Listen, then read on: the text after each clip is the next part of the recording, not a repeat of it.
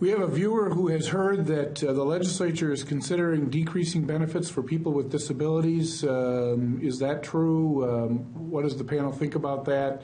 Viewer thinks that this might be a position taken by the Republican majority in the House or the Republican minority in the Senate. I haven't heard anything about this. What do you know about that, Representative? I've not heard of anything like that at all. As a matter of fact, not on that issue, but back to senior citizens and income taxes, for example. One thing that I forgot to mention was that there are a couple of bills at the legislature now in the House. I don't know if they're introduced in the Senate, but to gradually take the income tax off of Social Security in increments, slow increments. And I think that's something that we should be doing, and I think that's probably going to pass, at least in the House.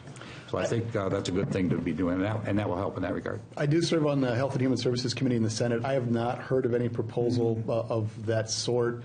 Obviously, I serve in the GOP caucus, and I've not heard of any proposal of that sort in our caucus.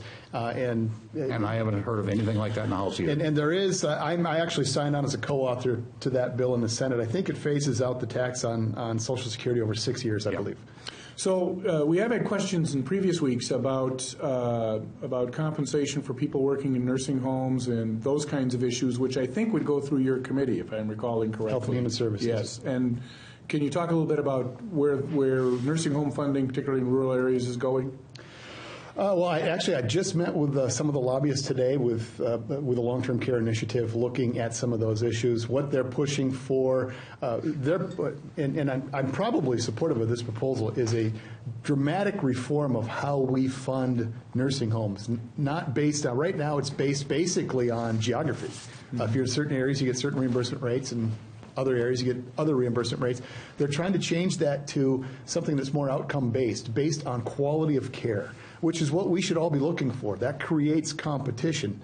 It makes you want to do a better job for the customers that you're serving if you're a nursing home, and that's a good thing. That has a significant price tag, but not undoable.